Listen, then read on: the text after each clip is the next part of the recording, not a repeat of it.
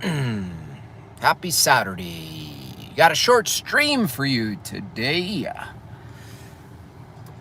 Then I'm going to do a longer live stream later tonight.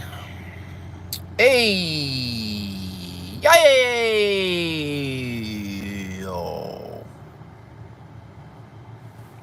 Happy Saturday. Today's a short stream, half hour, but I will be doing a very cool stream tonight with my buddy Brendan, who is a, I don't know, physics, math, science nerd with a mullet. Pretty sure he still has a mullet. I hope he does. If he doesn't, I don't know if it's going to happen. But we always chat a lot about all these theories or non-theories, science, all this stuff. And he's super smart.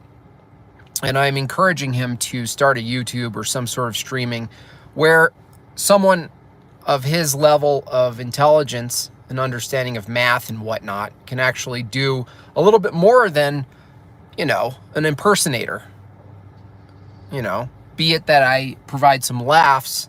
I think we need a little bit more people who are trained in those fields, who are, to be honest, just smarter than me and a lot of people, to get out there and start fighting the same war against scientismos.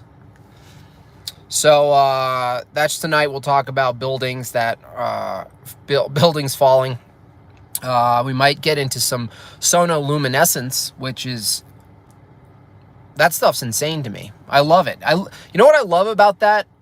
It's recent. It's not, I think it goes, first person who started messing around with changing the frequencies in water and seeing what happens when basically the bubbles, I guess the pressure of the bubbles, they basically close in on themselves. And at the right frequency, they produce light. And with the right frequency, those cycles continue rapidly and sustain light. It opens up a whole new can of worms as far as what's possible. It opens up a whole new can of worms as to what light is. It's fascinating if you haven't looked into it, sonoluminescence. And really it starts to you start to question whether, if sound through frequency inside water, as it could be other fluid perhaps that it works with, if that occurs inside water and it produces such a high temperature in such a small area, if you could actually harness that heat and turn it into energy, and then that, then you start wondering whether sound itself in basic frequency generators through water can produce a bunch of those little dots, or we can call them stars. It also opens up the entire, the reference to the heavens, opens up the reference to the waters above, and it's already been considered that stars are merely some wider, larger scale sonoluminescence, which would assume liquid, as much as we know, and would assume some sort of sound cause. I don't know, like the word. Could be. It's really fascinating stuff. It's exciting to look at and wonder. Then I saw some other footage of like people attaching sound frequencies to a water spout, simple hose, and the water that's coming out of the spout, merely because of the sound frequency, it comes out of the spout at a consistent rate, but the shape of the water in midair coming down is a spiral. I'll get that clip and maybe show it tonight. It's fascinating. It's pretty cool. So we're going to talk about that. I also, at a previous stream when we were talking about the moon, what it could be, I don't know. I thought maybe calcite. Maybe it gets charged by the sun and it's just a big ball of calcite and then it glows. Maybe it burns a white metal inside of it and it's some sort of CO2. I don't know. But we started talking about other fluids, like if you look into the sky at night and see the darkness, and if we consider that there's some fluid, we don't understand it fully. I was thinking of something similar to ferrofluid. For those of you who don't know, it's like basically fluid magnet. You use it to sort of illustrate different shapes when you start messing with magnetism in fluid form. But I was thinking, well,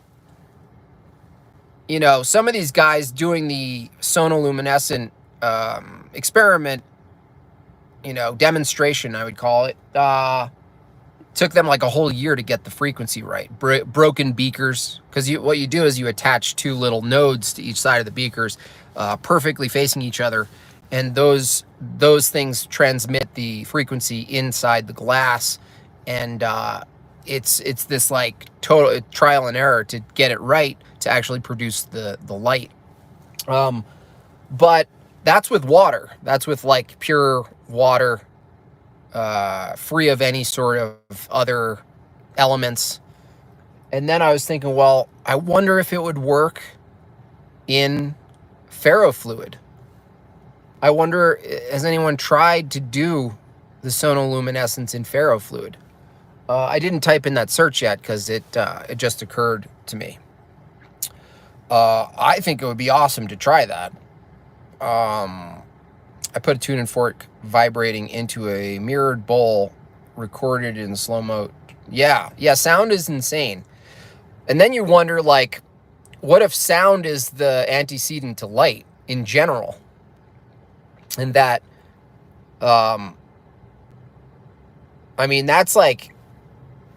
that's still parallel and consistent with biblical truth. Speaking light into existence, both figuratively and literally with sound, is top-notch G, and I don't mean gravity. Follow the yellow brick road. Follow the yellow brick road.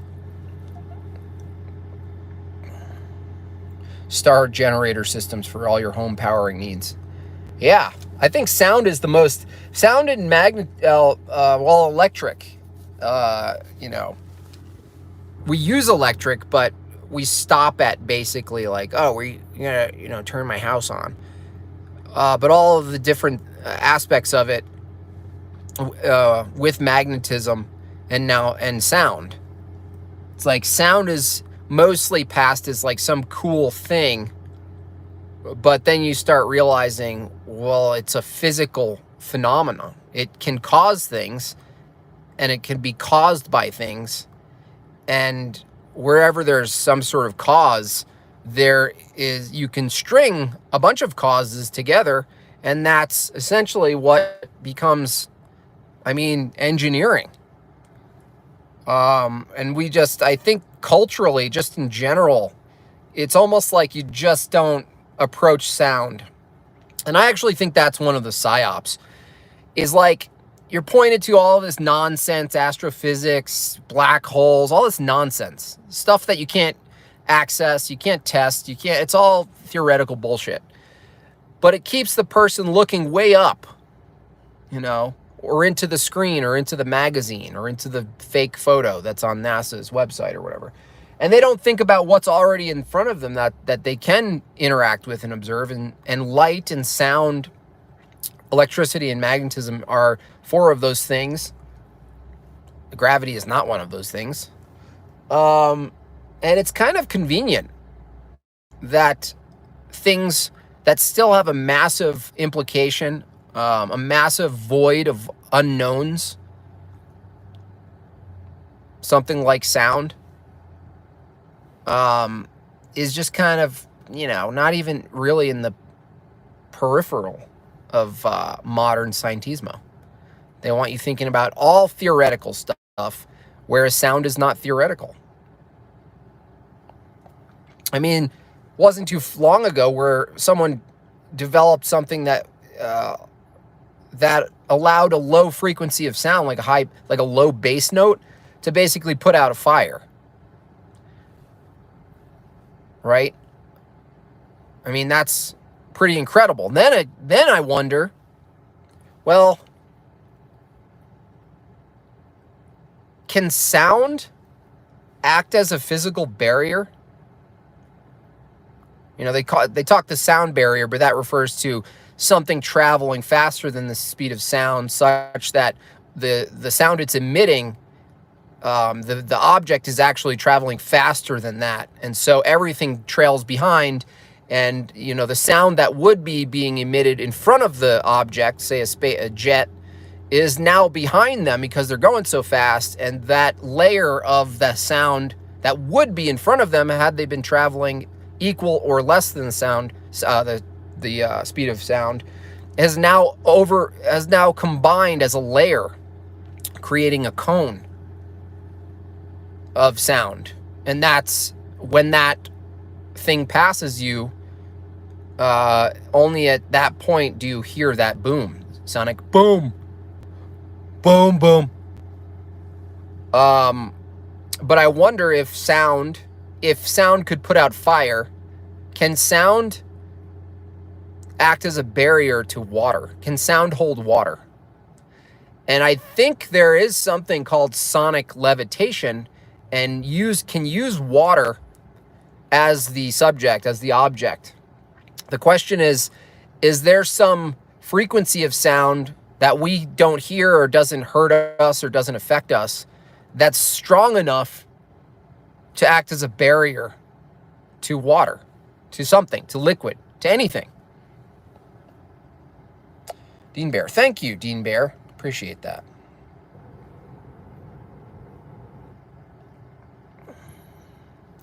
Sound is resonance. Resonance can provide resistance. So yes, sound is a barrier. Yeah. I wonder if, can you make a cup of water,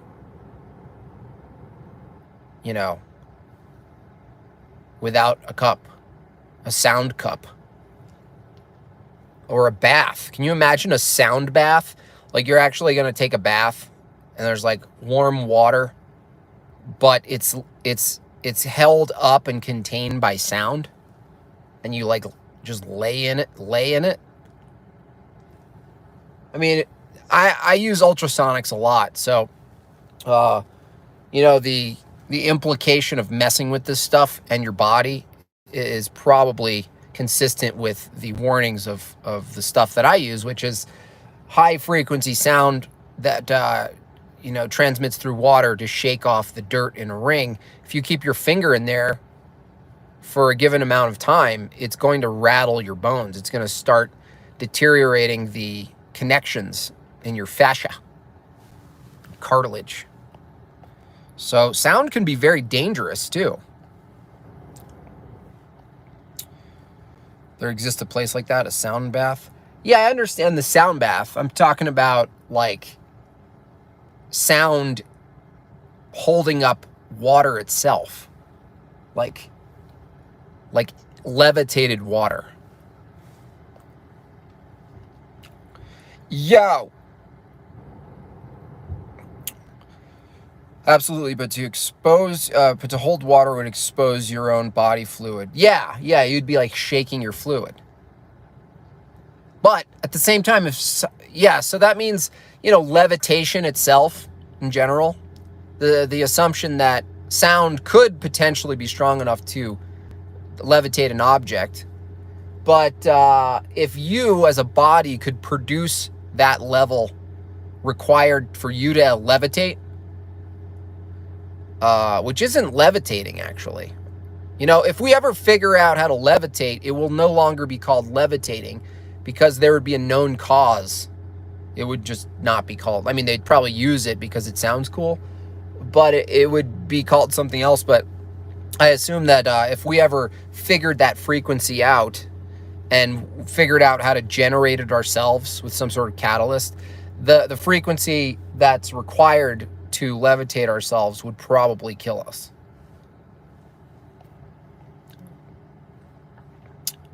A sound umbrella? Yeah, that would be cool. Sound umbrella. I mean, that means you could wear a suit, and so the sound is only going outward and not inward. So if there was like a sound suit that produced frequency outside of you, you could probably demonstrate someone throwing something at you. Spraying something, not like a bullet or anything, but like, you know, flamethrower, something like that. You could probably demonstrate some sort of what seems to be a force field via sound, but that's produced by some very expensive, bulky suit.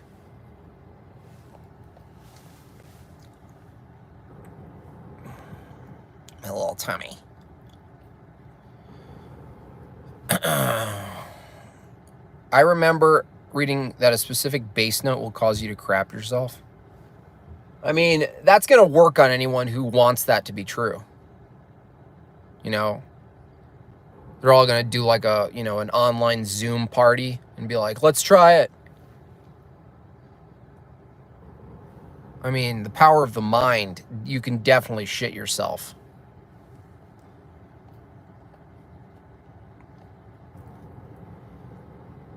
What's the difference between frequency and hertz?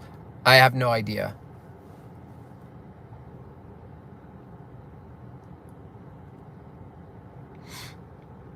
Yo, Jim Bob, you think truthers more on the doomer side of things should actually fear the Georgia Guidestones? No, you shouldn't fear any of that. You know why the Georgia Guidestone's so stupid is because whatever mechanism, methodology, technology, weaponology used to reduce the population to 500 million, which is minuscule, if something is that effective, it's likely to be the margin of error that's involved could potentially kill the rest of those 500 million. In other words, the proportion to the current population to what is wanted and desired requires such a massive deletion of human life that the same method would jeopardize the remainder. Like, I mean, unless you had like straight up brain stopping technology with the push of a button that was individualized, it was at the atomized level, which I don't think is possible at this point, but it might be possible in the future where it's more like just an off switch. But other than that, you shouldn't worry about that either way, because the battle is not of flesh and blood. It's of powers and principalities, and the only thing that really matters is that you establish a relationship with God. And your faith is given not by the extent to which you survive on this planet, in this realm. It has nothing to do with why you're here. Beating them, we beat them. And there, that brings up two games. You know, there's the spiritual battle is against those individuals, people, organizations, governments, what have you, that whose agenda is explicitly to act against God, to hide God, to invert truth. Your battle is against them here in the worldliness, you know, but your spiritual battle is always also against yourself, because it's always testing us to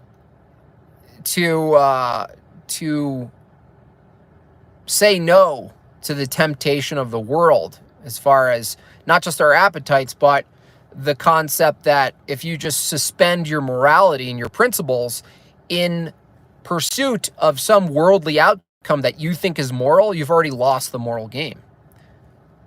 You know? So you're constantly battling that, the temptation to remove evil and try to reduce evil to a physical thing, a body, a person, a group of people. The Muslims, the Jews, the blacks, it's the whites, it's all this shit. The atheists, the pedophiles, you know. It's that treat is always being sold to us. Oh, hey. They're always selling someone to be the scapegoat. If you could just isolate them, you know, the anti-Veed, the non-Veed, they're the real pandemic. It's always, notice the pattern is always a villain, a scapegoat, germ theory. If you just get rid of them, what do we do about these people? If we could just get rid of,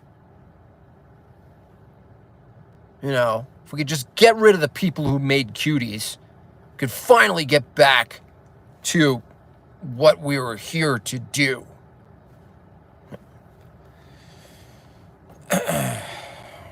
Yow.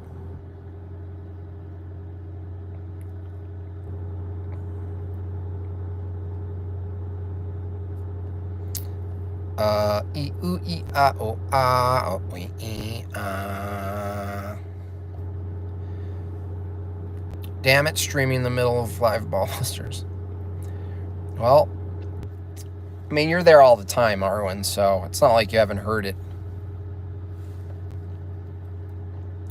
You need the antagonist. Yeah, you need the story. You actually need a flawed story. You need a story that grounds the villain in worldliness, which is essentially Satanism. Because if evil is grounded in worldliness, that means you can attempt to ground God in a thing. You can ground God in the creation, in the world, in the star, in the luminaries. God is a collection of luminaries. The luminaries told me to fist an owl and to poop on you while you're sleeping in my campfire. I wrote a book on mind control.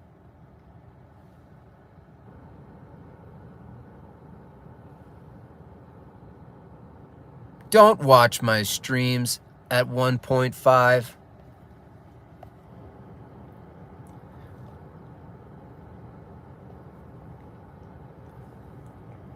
Bob, 2 lira? Euro? Is that a euro? Hey, you. Hey, Bob. How long until the vax police start forcing their way? They won't. No, it's not coming soon. Think about how many people, there's no way you could come to that conclusion unless you were looking strictly through the screen. You were using the NASA fabricated, the NASA engineered guidance system. That's the only way you could come to that conclusion. You couldn't possibly come to that conclusion if you didn't have your phone for a week. There's nothing in your direct reality.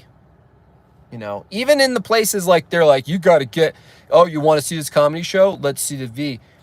It's all consent. It's all people accepting. They're testing what people accept. They don't need to do that. They don't need the gun. I mean, look around. They don't need the gun.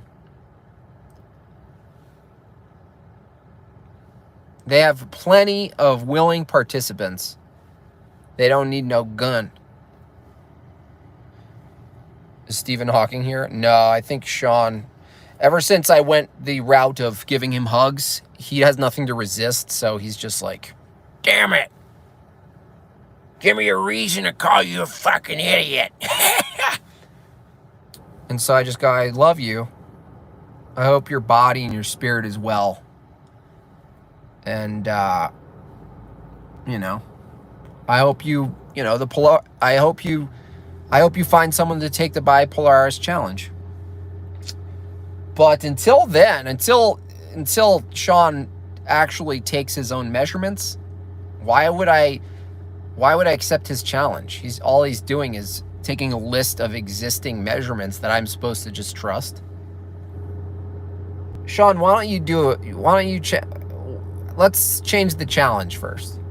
You go get all of those measurements. Okay? You get the measurements. Document it. Show us all how you got the measurements. I was wanting the impression. Oh. The universe is 50 billion years old. We extrapolated from mathematical equations based on the gravitational constant that the Big Bang created the universe 40 billion years old. We observed the movement of the stars and we concluded that we were wrong and our theory was off a little bit, so we needed to create more energy to justify the existing flawed theory. The new variable that we added was called dark matter. It's hypothetical reification. But it's very useful, especially the name. It makes it impossible for you to question whether it exists or not. Because it is dark. And it is matter. Dark matter, gravity. Yeah. Keep inventing shit. There's enough idiots to believe it. Yeah, but they mathematically basically figured out that dark matter is real. Why is it real? Well, because it's required for their existing model to make sense. And we know that their existing model makes sense because, well, because it didn't require another theory to make it... Wait, oh, shit. That's exactly right. You motherfuckers are so stupid. All you need is a wheelchaired vegetable with his head turned sideways, saying some crazy shit that some pothead would be saying in their basement with their friends at 16 years old. But because it's coming out of a motorized voice and a guy whose head is tilted to the side and he's drooling, you basically use your emotional appeal and you say he must be right. If he's not right, then I hate crippled vegetables. Why do I hate gravity? I don't hate gravity because I can't hate something that doesn't exist. There's no evidence for. How the fuck are you doing the robot voice? Sean Hawkins is here. Your excuses prove your cowardice. You're afraid to test your reality because you know what the tests prove. I don't know if you missed this, Sean, but we love you and we hope you get hugs. And we hope that your future streams are calmer, more peaceful, less volatile. You invite more people on the stream. You interact like a kind, grown adult. And also that you go and get your own measurements for that challenge. How about start with your own experiment, your own collection of data, not someone else's? Okay?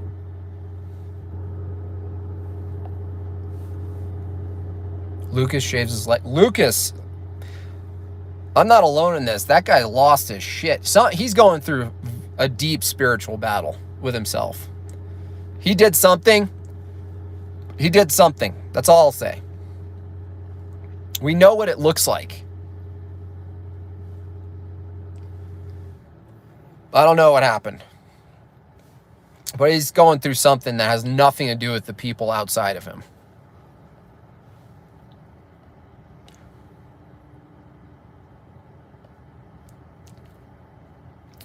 Did he always have the Nasha shill profile? Well, I think he's probably just trolling because he's called a Nasha shill, so he probably just went, well, I'll do it.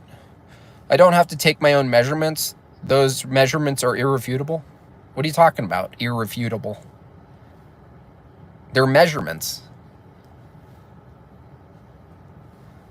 That's not, what does that mean? Irrefutable. Measurements are irrefutable?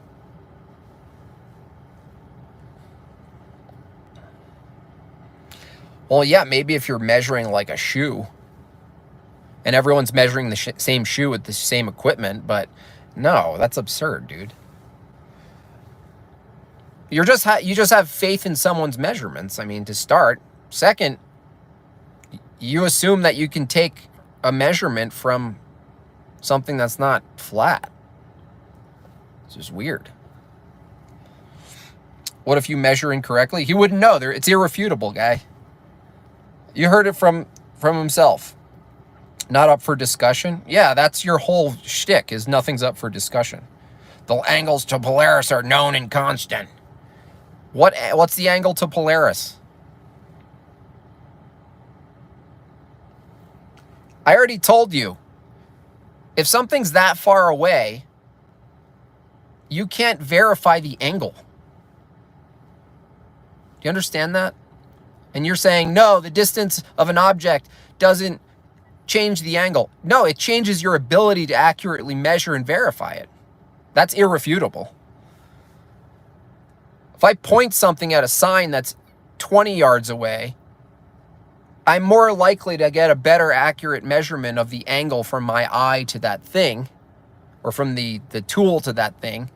If I take the same object and put it 3 miles away, who knows? You think it's not possible that when you look at something called Polaris that you don't even know what it is, you don't know what it's made of, that are you assuming there's no other things that might be in the way of you potentially assuming an accurate measurement? I mean, you're insane. Water's wet.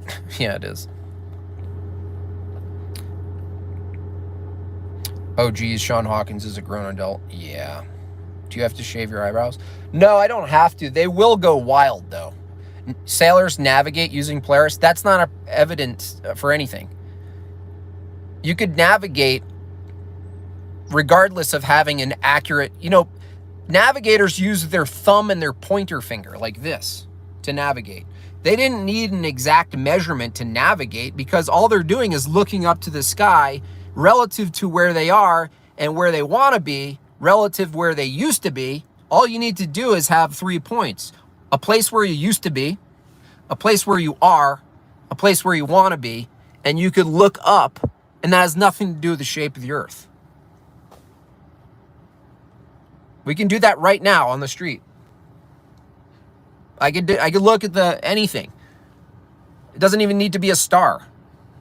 It's called a reference point. The hell are you talking about? As if the methods used consistent with navigating has anything to do with what you're claiming. Navigation's possible with a lot of different mechanisms. It's silly. I'm lying? No, I'm not. Just saying I'm lying isn't an argument.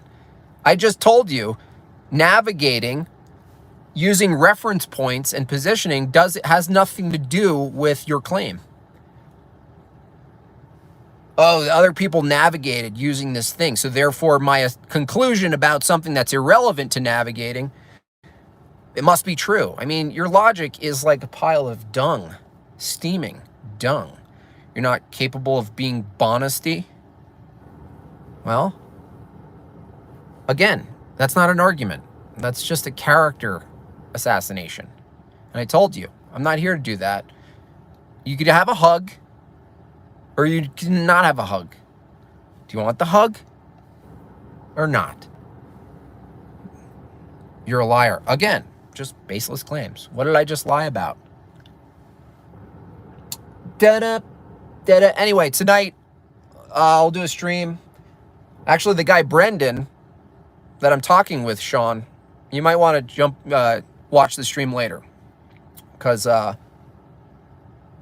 he looked at your Polaris challenge and he has a list of assumptions that you're making.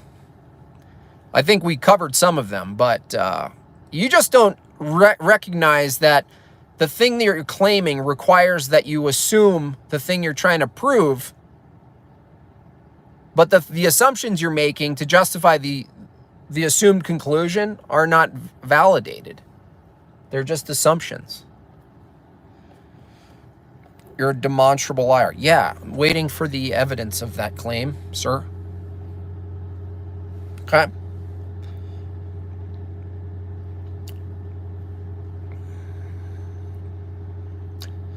So, Sean, if you measure the angle to Polaris at the North Pole, does it come to 0 degrees?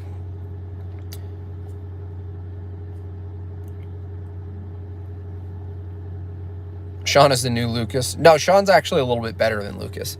Sean has conviction, and he's not going to waver on his conviction, and he's passionate about something very clear, and he's very clear in what he believes and what he's arguing. Amazing Lucas is just floundering. He doesn't even know where to go. You know, he amassed a bunch of followers. He lost a bunch. It's fine to change your mind, but he's just gone into some real dark area. And I don't mean dark like his skin. I mean dark like spiritually dark. That's all.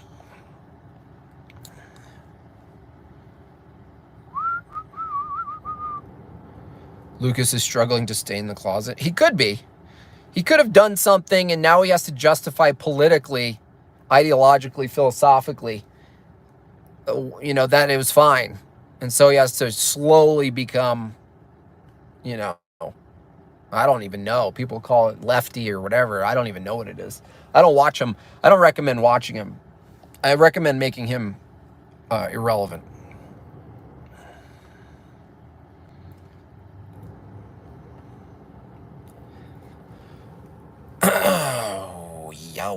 I didn't know who that makeup guy was. The makeup guy. Yeah, that's the balance of giving people some of the ridicule is that you put them in a spotlight and an event, and it actually introduces them to people, or people to him. And so it's kind of like it could backfire. Going live shortly. Sean's going live shortly, you guys. Sean, seriously, I know you're a lot of your insults are rhetoric and stuff. I do invite you to just be less brutal, because if you want people to talk to you, you can't just you can just call them names and shit and attack their character. But if you really want to talk to people and have a back and forth, and if you care about it, then don't be so gross and mean about it. Seriously.